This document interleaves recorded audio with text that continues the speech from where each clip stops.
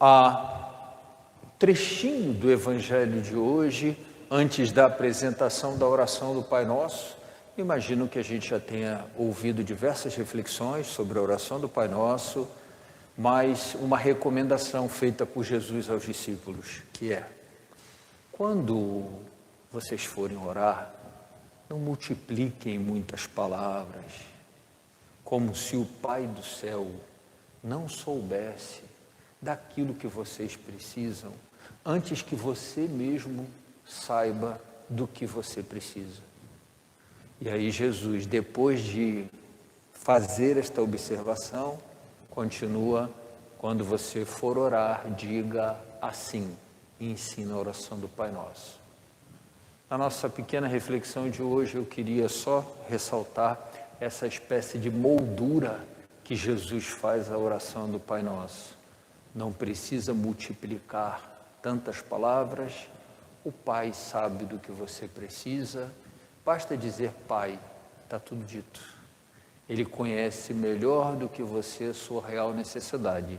Às vezes aquilo que a gente acha que precisa, Ele sabe que a gente não precisa. Outras vezes aquilo que a gente acha que não precisa, Ele sabe que a gente precisa. E outras vezes aquilo que a gente acha que precisa, de fato a gente precisa. Assim como às vezes aquilo que Ele acha que a gente não precisa, em algumas ocasiões de fato a gente não precisa. Mas Ele sabe tudo. É interessante que quando Jesus perguntou a Pedro: Pedro, tu me amas?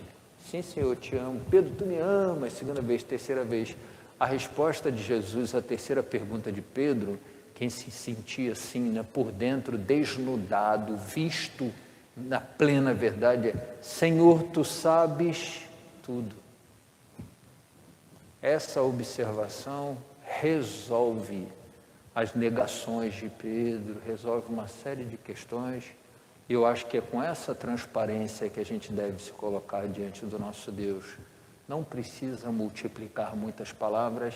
Na verdade, tudo que Jesus ensina, os 7 pedidos do Pai Nosso, eles são apenas desdobramentos da primeira palavra do Pai Nosso, Pai. Essa palavra resolve tudo. Essa palavra é uma declaração da condição de intimidade. É a certeza de que aquilo que foi dito como moldura é bem verdade. O nosso Deus sabe mais do que nós conseguimos alcançar ou podemos saber aquilo que necessitamos. Quando a gente se adianta em guardar, faz do guardar uma espécie de finalidade em si mesmo em nossa vida, no fundo a gente não está fazendo valer essa confiança na providência divina. E a palavra de hoje faz esse convite. Diga: Pai, Senhor, tu sabes tudo, como disse Pedro, e está tudo resolvido. Mas convido você que me acompanha de casa, os aqui presentes, a gente deixar essa palavra Pai nos atravessar como uma profissão de fé, como uma declaração de amor e ao mesmo tempo uma declaração de confiança no nosso Deus, que é sobretudo na nossa vida providência. Pai, Abá. Detalhe interessante é que a palavra Abá, a gente já sabe disso, já deve ter escutado na língua de Jesus, assim quando Jesus ensinou a oração do Pai Nosso, não é exatamente a tradução de Pai, como a gente fala na nossa língua Pai, mas é uma forma muito, muito íntima de se chamar o Pai, semelhante àquilo que aqui no Rio a gente fala de papai, ou semelhante àquilo que no Nordeste se chama de painho. É uma forma carinhosa, afetuosa.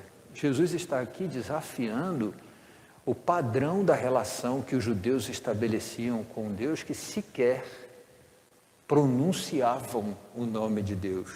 Jesus diz: não precisa dessa distância toda. Você inclusive pode chamá-lo de Abá, papai, papaizinho, pai querido, pai do afeto. Eu convido você a experimentar em forma de providência divina, à luz da palavra de hoje, como Paulo declarou na primeira leitura, que ele experimentou muito essa providência, não quis ser peso para ninguém, lutou para que vivesse do próprio trabalho, mas também contou em muitas ocasiões com a providência divina que sustentou e amparou o apostolado dele. Que a gente sinta isso, né? A gente luta porque trabalhar também é sagrado, mas ao mesmo tempo, em muitas ocasiões, é clara a providência do Pai do céu na nossa vida. Vamos com alegria acompanhar o nosso canto e a procissão das ofertas.